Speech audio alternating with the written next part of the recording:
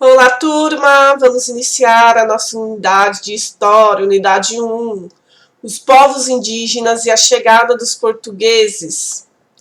A construção da sociedade brasileira. Prestem bastante atenção na leitura, uma leitura extensa na história, para que vocês possam conseguir responder as perguntas com mais facilidade e possam conseguir localizar onde estão as respostas, tá bom?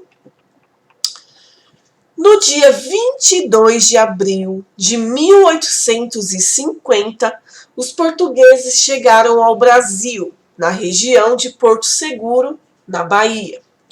Pela primeira vez, sob a liderança de Portugal, uma esquadra cruzava todo o Oceano Atlântico e chegava ao continente americano. Ao desembarcarem, se encontraram com um grande grupo de pessoas que já habitavam o território, os indígenas.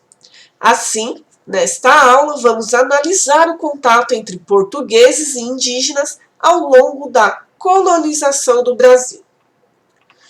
Os primeiros contatos entre indígenas e portugueses. Ao atracarem seus navios em terras brasileiras, os portugueses se depararam com um povo que nunca tinha visto anteriormente. Contudo, devido às características físicas, como cor da pele, tipo de cabelo, ausência de barbas, entre outras, os chamaram de índios, pois lembravam as pessoas que habitavam a Índia, local onde os portugueses mantinham negócios há muitos anos. Então, aqui nós temos uma imagem do desembarque de Pedro Álvares Cabral em Porto Seguro, em 1500, por Oscar Pereira da Silva. Próxima página. O que os portugueses não sabiam era que havia muito mais índios no território brasileiro. E, para além do que pensavam, eles não formavam um grupo único, mas eram diversos povos distintos, com características, culturas e modo de vida muito diferentes. Os diferentes povos indígenas habitavam por todo o Brasil, nas matas e florestas, podendo ter ou não contato com outros povos.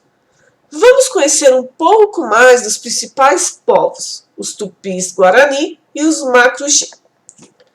Tupis guaranis ou tupinambás?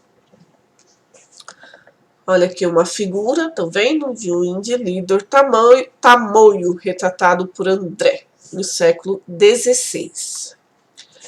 Os índios tupis viviam localizados no litoral do território brasileiro. Por isso, foram os primeiros a terem contato com os portugueses. Eles ficavam ali perto de onde eles chegaram, do mar. As principais atividades realizadas por esse grupo indígena eram a pesca, a caça, a agricultura de alimentos como milho e mandioca, o artesanato e a coleta de alimento. Inicialmente, o contato entre essa tribo indígena e os portugueses foi amigável, pois a lógica da guerra só estava presente para eles como forma de vingança, ou seja, para retomar uma terra perdida ou defender a honra do grupo.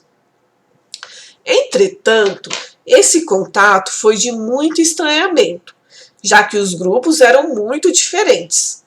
Os europeus usavam roupas grandes e coloridas, possuíam pele branca, barbas e trouxeram consigo cavalos e objetos que não eram conhecidos pelos indígenas, como espelhos e armas de fogo. Já os indígenas andavam nus ou com pequenos adornos de penas e palha, possuíam um tom de pele avermelhado e com poucos pelos corporais. Macrugê ou tapuias? Olha a gravura, quantos índios com os arcos e flecha. Os índios macrugê habitavam uma região mais interna do território brasileiro e realizavam atividades semelhantes às dos índios tupi, como a pesca, caça e coleta de alimentos. Contudo, a recepção desse grupo diante da chegada europeia foi bem diferente. Logo que entraram em contato com os indígenas, viam aquele povo diferente como uma ameaça.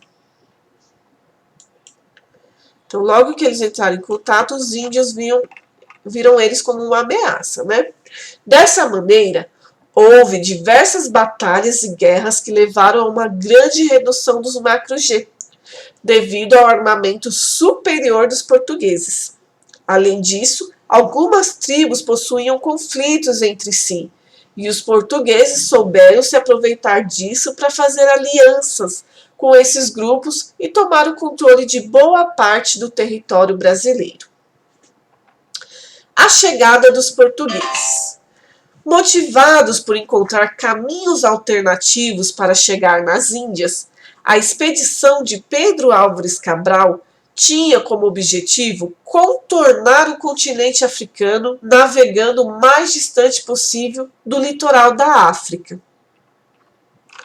Tá vendo aqui, ó, eles tinham que contornar. Além disso, tinha a ordem do rei de Portugal de colonizar qualquer pedaço de terra que encontrassem no caminho. Dessa maneira, no dia 22 de abril de 1500, os portugueses alcançaram o litoral brasileiro, desembarcando na atual cidade de Porto Seguro, na Bahia. Observe o mapa a seguir com a rota de ida e volta das embarcações sob comando de Cabral. Tá vendo? Indo e voltando. Em vermelho, rota seguida por Cabral de Portugal para a Índia em 1500. Em vermelho, pode ver, para aqui, foram para lá. E a rota de retorno em azul. Aqui o mais longe e aqui eles foram mais perto, tá vendo? Das margens. A construção da sociedade brasileira. Quando os portugueses chegaram ao Brasil, logo ficaram fascinados com o que estavam vendo. No entanto, não foi rápido o início da colonização, já que os primeiros a desembarcarem aqui não encontraram ouro ou metais preciosos. O primeiro material a ser explorado pelos portugueses no Brasil foi o pau-brasil, uma madeira na qual poderia extrair uma tintura vermelha que servia para o tingimento de tecidos.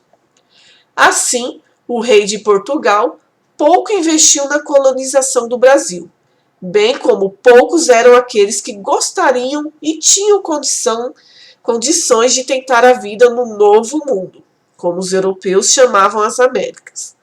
As dificuldades para se estabelecer na localidade eram muitas, como falta de possibilidades de enriquecimento, a ausência de cidades, a inimizade com alguns grupos indígenas, entre muitas outras questões.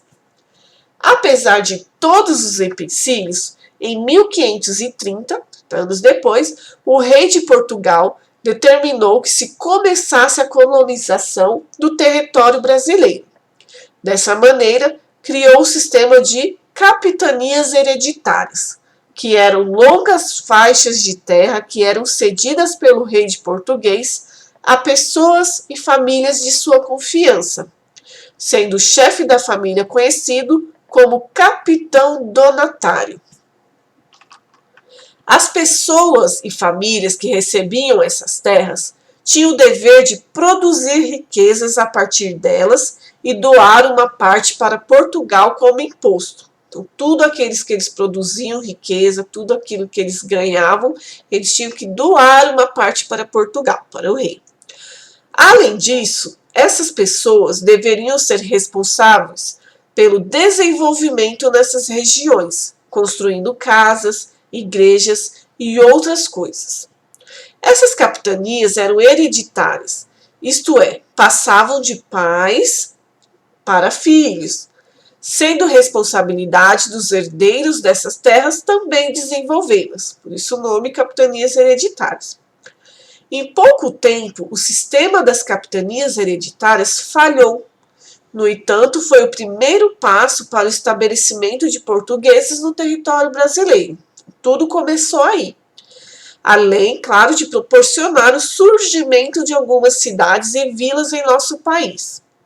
Nesse sentido, a sociedade brasileira começava a se desenvolver culturalmente, politicamente e economicamente. A relação entre os grupos indígenas e os portugueses foram muito distintas. Analise como os grupos indígenas Tupi-Guarani e os Macro-G se relacionaram com os europeus. Próxima página.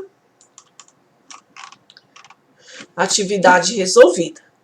Os grupos indígenas e os portugueses não se conheciam e por isso houve um estranhamento.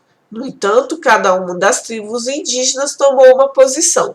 Enquanto os tupis guarani estabeleceram uma relação inicial de amizade com os portugueses, os macros-G guerrearam contra os europeus.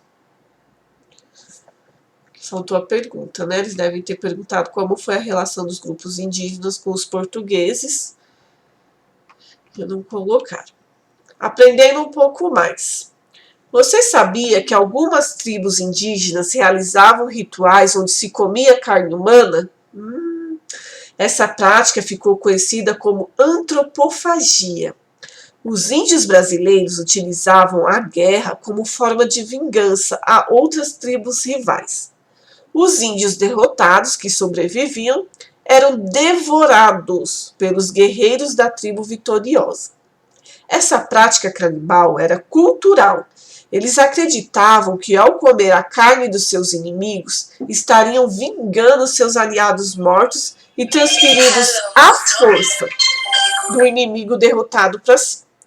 Essa prática deixou os europeus chocados, por isso consideraram na época que essas tribos eram selvagens e bárbaras e que eles, os europeus, deveriam civilizar esses indivíduos, ensinando para eles os costumes e valores europeus e, principalmente, levar a religião católica até eles. Através desse discurso, os europeus legitimaram a dominação e conquista desses povos. 1. Por que os índios tupis foram os primeiros grupos indígenas a ter contato com os europeus? 2. Quais os dois principais grupos indígenas vistos no Brasil? 3. Por que muitos portugueses não quiseram vir para o Brasil após 1500? 4. Qual foi a primeira matéria-prima explorada pelos portugueses no Brasil e qual era a sua utilidade? 5. Como ficou conhecido o sistema criado pelo rei de Portugal para iniciar a colonização do Brasil e como esse sistema funcionava? 6. Analise a viagem da frota de Pedro Álvares Cabral, que desembarcou no Brasil no dia 22 de abril de 1500. 7. Leia o trecho abaixo. A feição deles é serem pardos, de maneira avermelhada, de bons rostos e bons narizes bem feitos. Andam nus, sem coberta alguma. Não fazem o menor caso de encobrir ou de mostrar suas vergonhas. E nisso tem tanta inocência como em mostrar o rosto. Ambos traziam os beiços de baixo furados e metidos neles os ossos brancos, ali encaixados de tal sorte que não os molesta, nem os entorva no falar, no comer ou no beber. O trecho lido representa um fragmento, um pedaço da carta enviada para o rei de Portugal após o contato dos europeus com os nativos que viviam no Brasil. Vocês vão analisar o choque cultural entre os portugueses e indígenas. O que ele quis dizer nessa carta? O que impressionou eles? E 8. Pesquise informações sobre como os grupos indígenas vivem hoje no Brasil, na atualidade, e as dificuldades que esses indivíduos encontram nos dias de hoje. Escreva o resultado da sua pesquisa aí embaixo, depois vocês vão dizer na hora da correção. Qualquer dúvida, me procurem. Beijos!